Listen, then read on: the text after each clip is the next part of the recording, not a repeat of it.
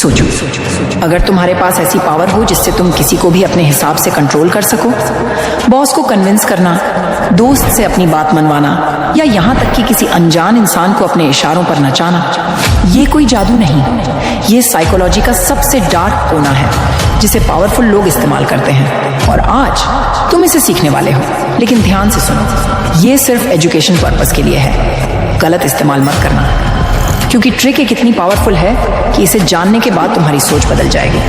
हो सकता है आप इसके लिए तैयार नहीं हो, लेकिन फिर भी देखें। अब गेम शुरू करते हैं। Trick 5, the illusion of choice. क्या तुमने कभी सोचा है कि लोग तुम्हारी मर्जी से डिसीजन क्यों नहीं लेते? क्योंकि उन्हें लगता है कि वो खुद कंट्रोल में है, लेकिन असली एक्सपर्ट उन्हें ऐसी चॉइस देते हैं जिससे वो तुम्हारे हिसाब से ही सोचें। कैसे? मान लो तुम अपने दोस्त से चाहते हो कि वो तुम्हारे साथ बाहर चले।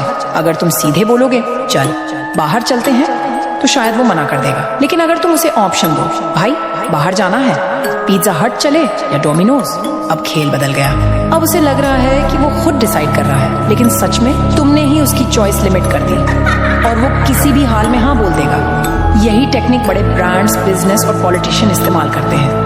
लोगों को चॉइस का इल्यूजन दो, लेकिन असली कंट्रोल तुम्हारे हाथ में रखो। लेकिन रुको, अगले ट्रिक से तुम किसी से भी हाँ कहलवा सकते हो। Trick 4, the yes ladder technique. अगर तुम्हें किसी से बड़ा फेवर चाहिए तो सीधा मांगने पर मना कर देगा, लेकिन अगर तुम छोटे छोटे हाँ बुलवाते जाओ तो उसका दिमाग धीरे धीरे तुम्हारी रिक्वेस्ट को एक्सेप्ट करने लगेगा। कैसे? सोचो, तुम अपनी कंपनी में प्रमोशन चाहते हो। अगर तुम सीधे जाकर बॉस से कहो सर मुझे प्रमोशन चाहिए, तो बॉस का जवाब होगा अभी नहीं, अगले साल देखते हैं। लेकिन अगर तुम इसे यस लैडर से अप्रोच करो, पहले छोटा फेवर मांगो, सर क्या मुझे इस नए क्लाइंट मीटिंग का हिस्सा बनाया जा सकता है? मैं थोड़ा एक्सपीरियंस लेना चाहता हूँ। अब थोड़ा बड़ा स्टेप, सर क्या मैं इस प्रोजेक्ट के कुछ एक्स्ट्रा रिस्पॉन्सिबिलिटीज ले सकता हूँ?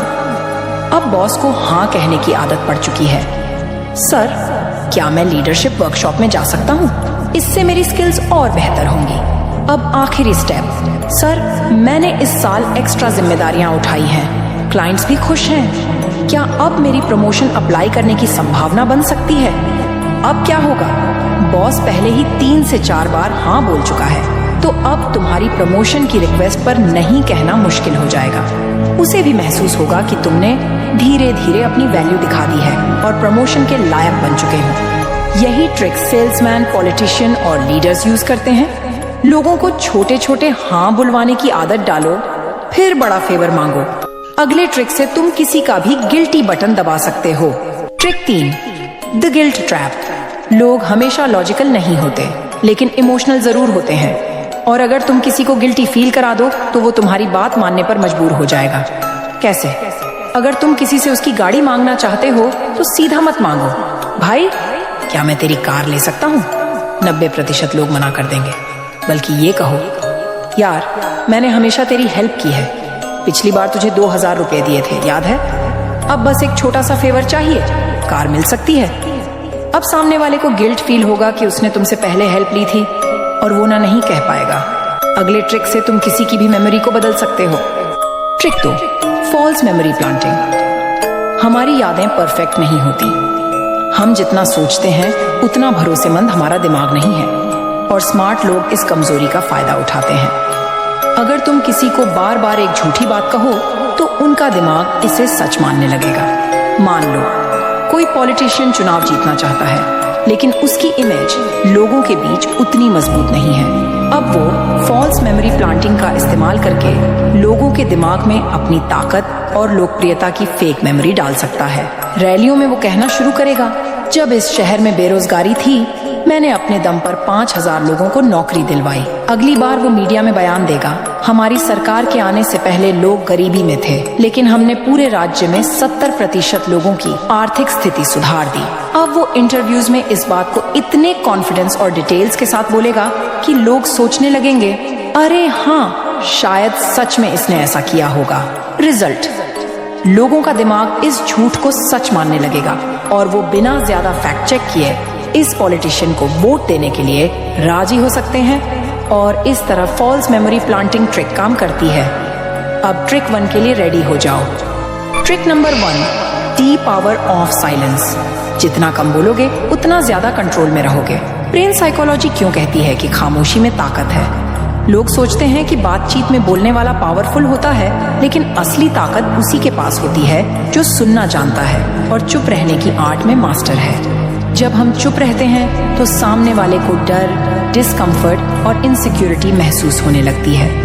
इंसान की नेचुरल आदत होती है कि वो ऑकवर्ड साइलेंस को भरने के लिए बोलता है। कैसे अप्लाई करें? मान लो तुम्हें अपने किसी दोस्त पर चोरी का शक है और तुम्हें उससे सच निकलवाना है, तो ये कभी मत कहना, भाई तूने चोरी की। सीधा सवाल बचाव करेगा। बल्कि ये कहो, भाई मुझे सब पता है। फिर चुप रहो। जितनी देर तुम साइलेंस रखोगे, सामने वाला घबराने लगेगा और खुद ही सब सच उगल देगा। और जब किसी को डिस्काउंट पर राजी कराना हो तो मत कहो कि क्या 30% डिस्काउंट मिलेगा। सामने वाला साफ मना कर सकता है। बल्कि ये कहो 30% डिस्काउंट तो मिल ही जाएगा, है ना? फिर चुप रहो। सेल्स में ये ट्रिक बहुत पावरफुल होती है। जैसे ही तुम चुप रहोगे, सामने वाला खुद ही डील क्लोज करने के लिए हाँ बोल देगा। जब किसी डिबेट में जीतना हो, अगर तुम्हारा कोई दोस्त या दुश्मन बहस में कुछ भी तर्क दे रहा हो, तो बजाय बहस करने के बस चुपचाप उसकी आंखों में देखो और मुस्कुराओ।